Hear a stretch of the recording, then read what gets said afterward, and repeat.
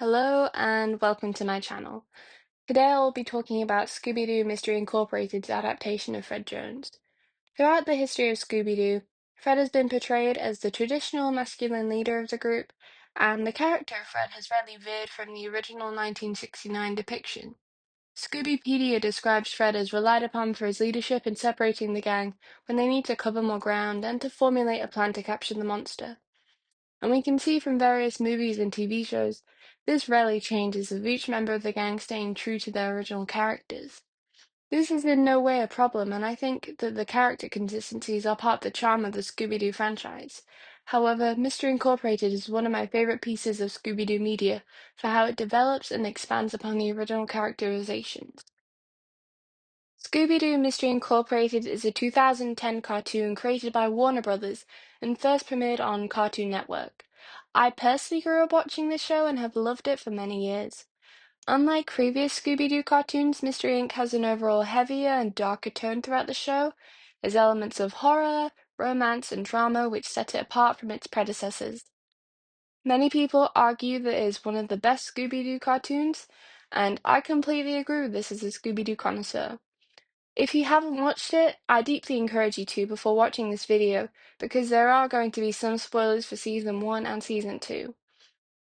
For those of you watching who have never seen the Mystery Inc. series, it works very similarly to the classic cartoon with a new mystery to solve every episode.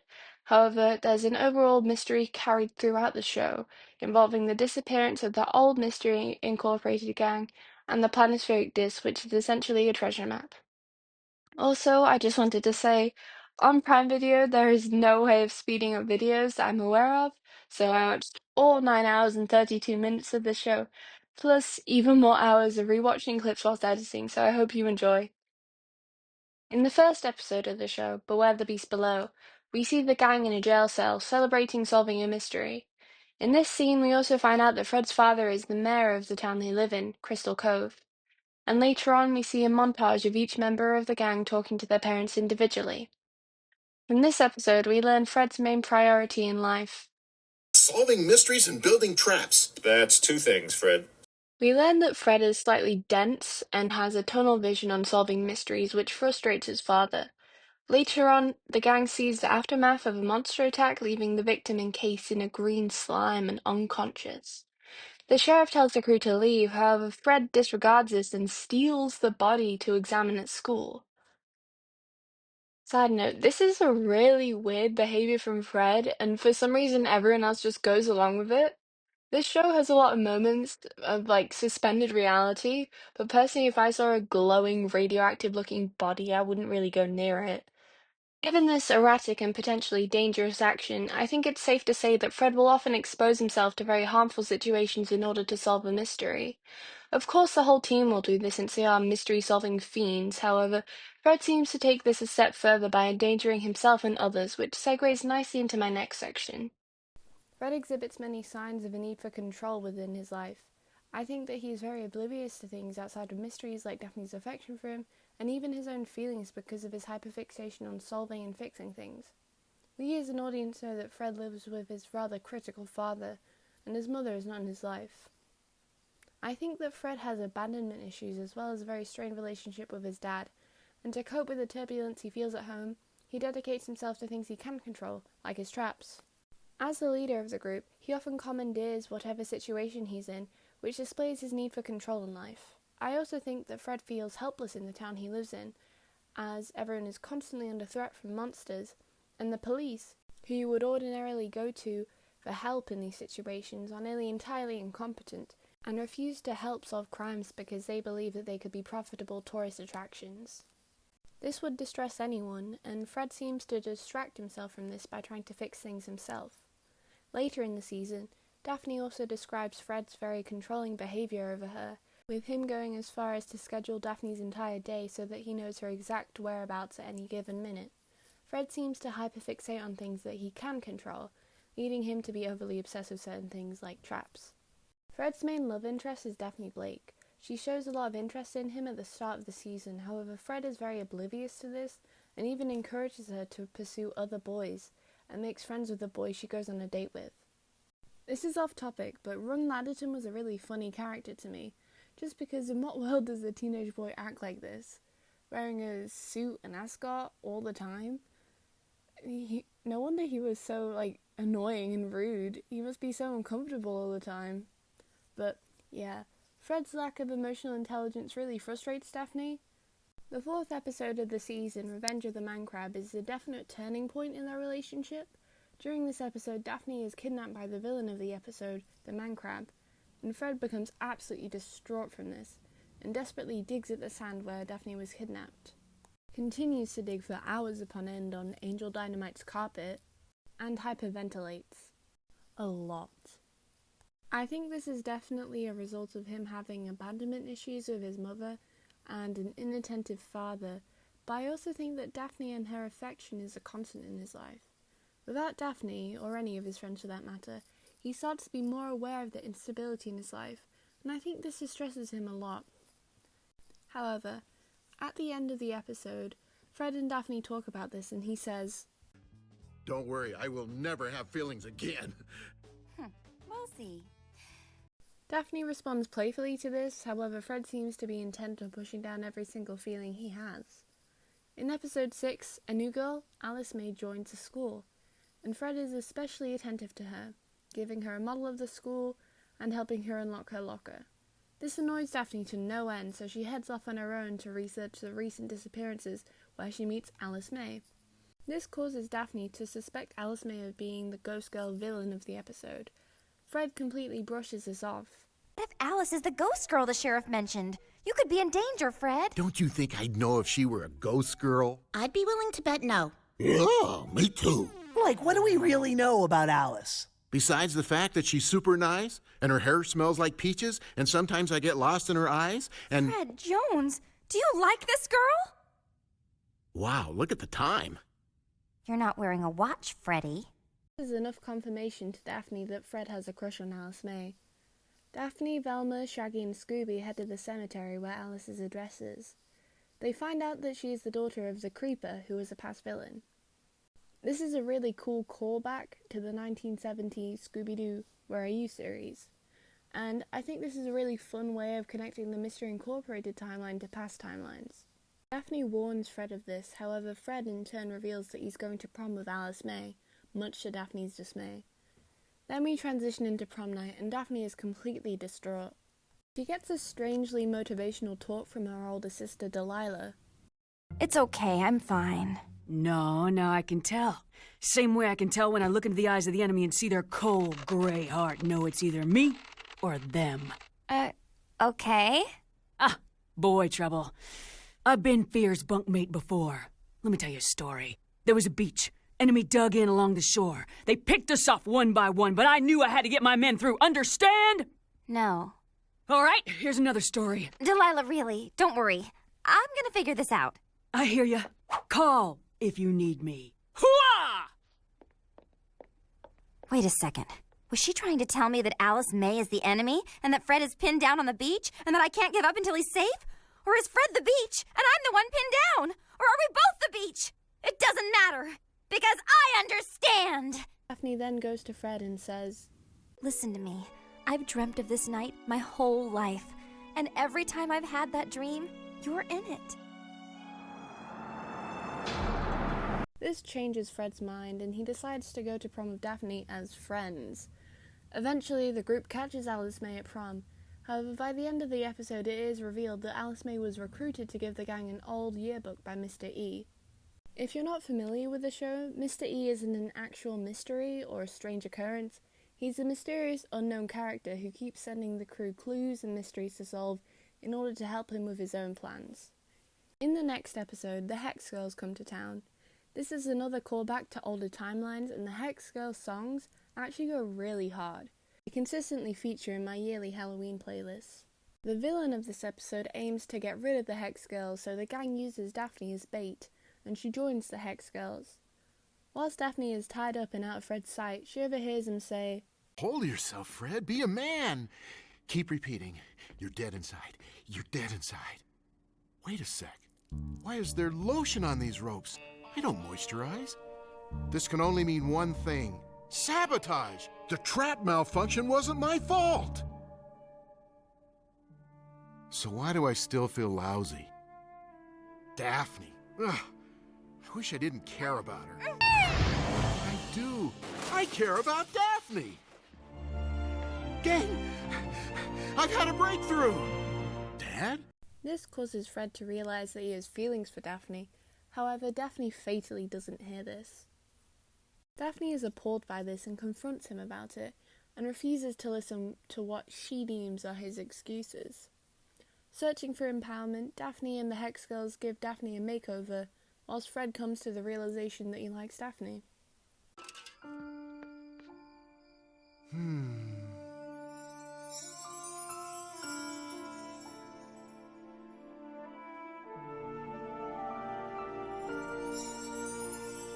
I'm tired of being afraid.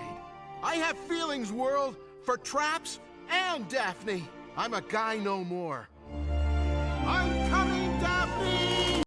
When Fred reaches Daphne, he doesn't recognize her as she has adopted the stage persona, Crush, for her performance with the Hex Girls.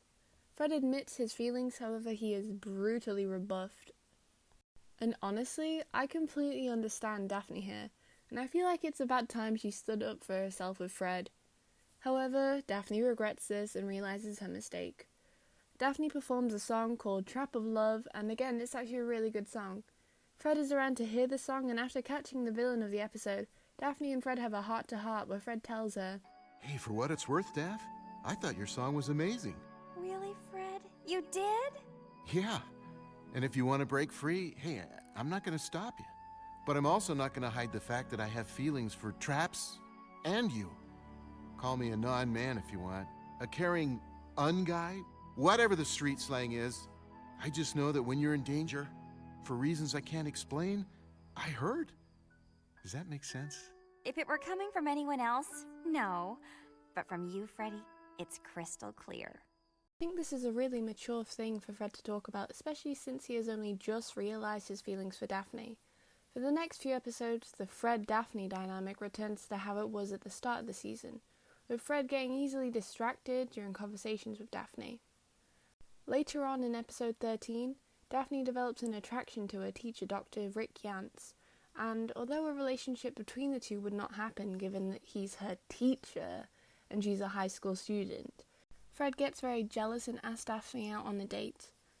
About time it only took him 6 22-minute episodes. However, he fatally blunders by suggesting the Trap Museum for their date, and Daphne responds angrily. Later on, they argue about Dr. Yance, and Fred is very obviously jealous. And Fred confronts Dr. Yance, where he says, The jig is up, Dr. Yance. Watch out for his weapon, gang. No doubt he's got the cicada under some sort of brain control. I was putting them to sleep. It's their bedtime. That's a good one. Right, Scooby-Doo? Huh? What is going on here? You know exactly what's going on, girlfriend stealer. At the end of the episode, Fred and Daphne finally make their relationship official. In episode 15, a goblin biker gang rolls into town. Incidentally, at this point, Daphne is annoyed at Fred for never hanging out with her without the rest of the crew. She sees Oddnob, the head honcho goblin, stand on a table and talk about how average citizens are the true monsters and immediately becomes enamored with him. Daphne hitches a ride with Oddnob, making Fred jealous again. By now, I think we're noticing a pattern. Whenever Daphne is frustrated with Fred, she becomes attracted to someone else, causing Fred to become jealous. This in turn causes Fred to confess more of his feelings, which ultimately brings them together again. I don't think this is a particularly healthy dynamic, and I think it is caused by both Daphne's desires for love and affection clashing with Fred's inability to express his feelings.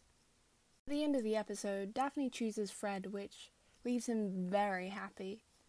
In the next episode, the town is essentially drugged by a scientist, causing everyone to be very, romantic toward each other. This includes Daphne and Fred, however, once they've been given an antidote, Daphne questions whether Fred actually cares for her that much, leading to a sweet moment where Fred says, What do you mean? All of it? Really? And how does that make you feel? No different. Huh? I don't need Aphrodite's spell to care about you. Oh, Freddie! After this, their relationship is fairly normal, except for Fred being slightly controlling and overprotective. However, Later on in this episode, Fred actually apologizes for this to Daphne, and reveals that he's truly just scared of loss and abandonment due to his mother leaving him as a child, which is quite sad, honestly. In this episode, which is episode 23, sorry by the way for not mentioning it earlier, Fred also reveals that he talks to the taxidermy moose for company and is often alone at home. In episode 24, the relationship gets really strange to me. It was strange anyway, but it gets a little weirder. So, in this episode, once they've solved the mystery of dead justice, Daphne and Fred soften the harsh words that Fred's dad gives them by going to get food.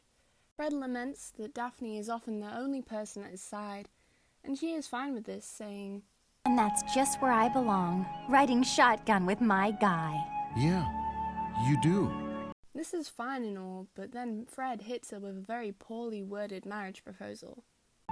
Forever? Are you? Oh, wow. Am I having a rush of blood to my head making me hear things? Or maybe this onion ring is actually calamari, and my allergies are causing my brain to swell. Your brain looks fine from here. So, is that a yes? If you're asking me to marry you, oh, Freddie, yes. You trapped me at hello. You mean after we graduate, right? I don't know what that is, but sure. Whatever you say. Which she accepts. Okay, so here are my thoughts on why this is weird. Number one, they're very much still in high school at this point in time, and minors getting married just weirds me out. Even if it's to each other, it's still strange to me.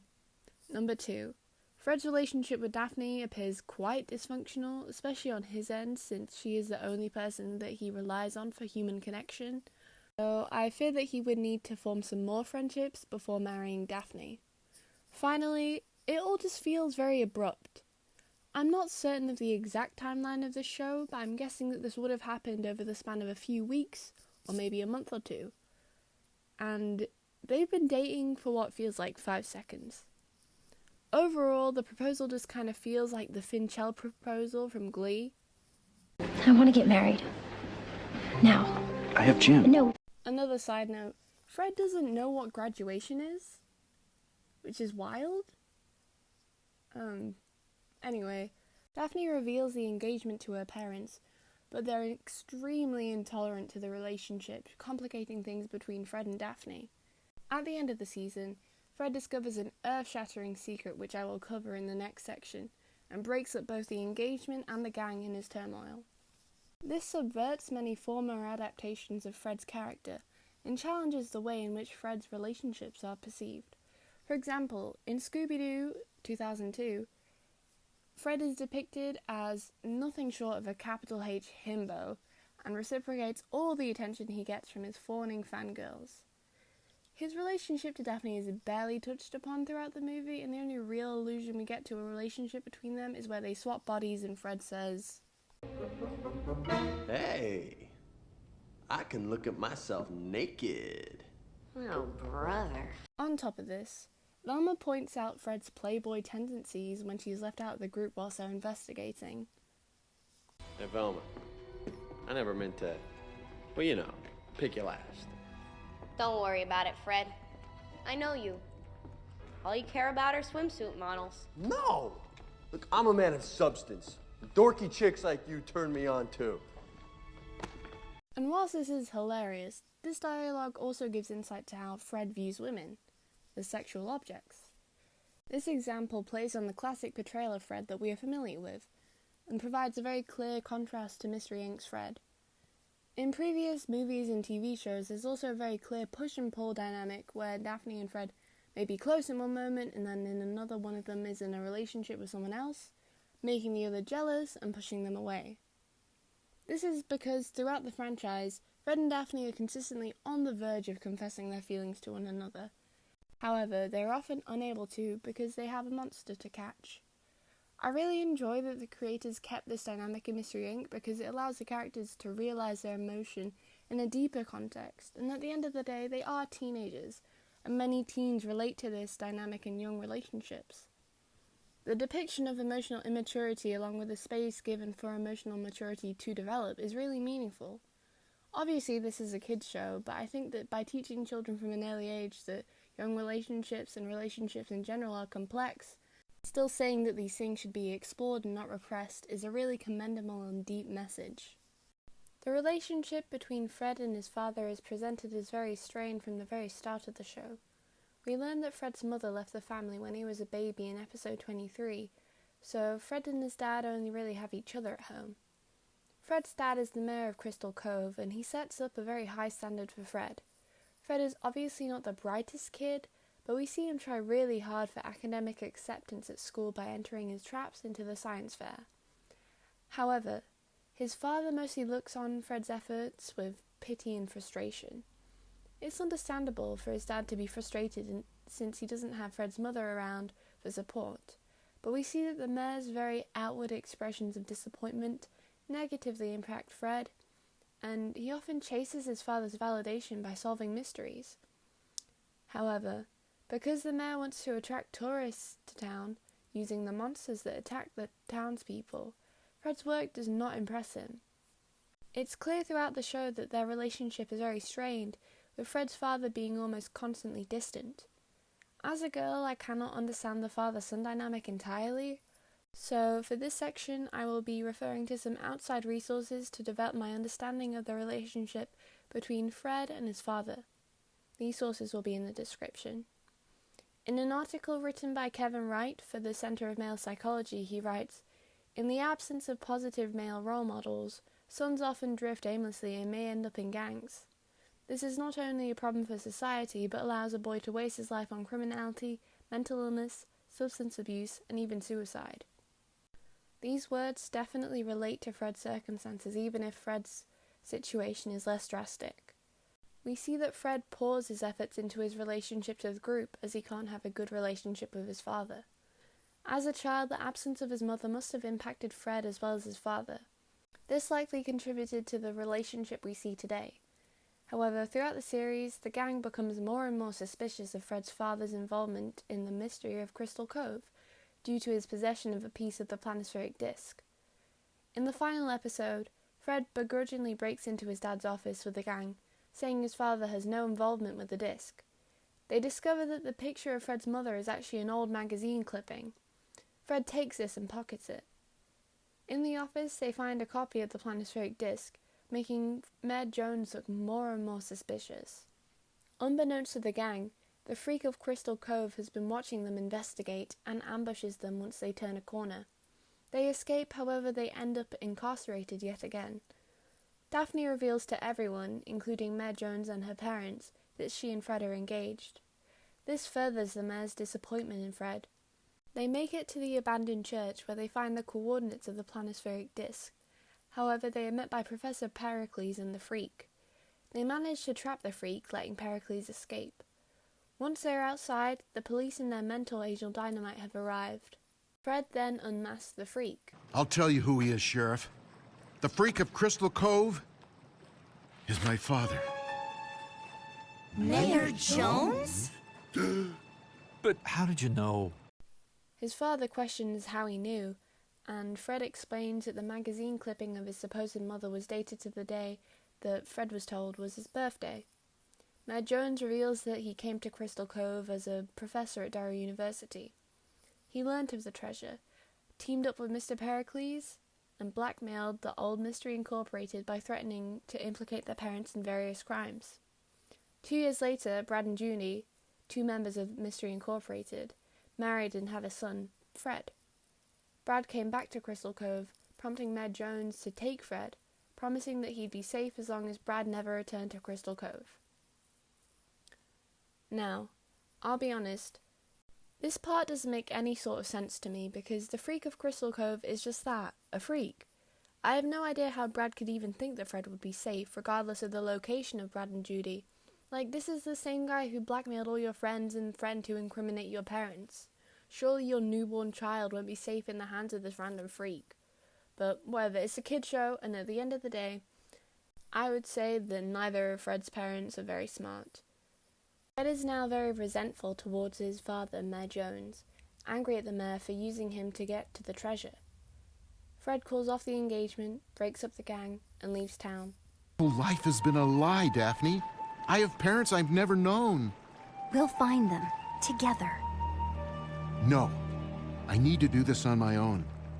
I'm sorry, Daphne, the engagement is off. I'm leaving Crystal Cove and I'm leaving tonight. But what about us? Mystery Incorporated! Mystery Incorporated is dead. Shaggy! Scooby, do something! Freddy! Be okay, Daph?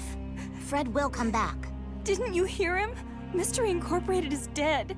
If you had just told us about Angel sooner, this never would have happened.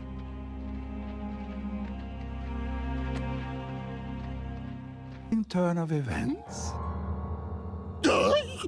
Pericles. Don't be afraid, Scooby. I've no reason to hurt you. I have what I came for. The mayor's piece. You have it. 2 down, 4 to go. Until we meet again. Auf Wiedersehen, Scooby-Doo. I'll get the gang back together, Pericles. We'll be coming for you, or my name isn't Scooby-Dooby-Doo! Throughout the season, Fred's story is very bleak and disheartening. He starts out almost unshakable, positive and content with the way things are. However, when his life begins to change, we see him spiral further and further down into a depression.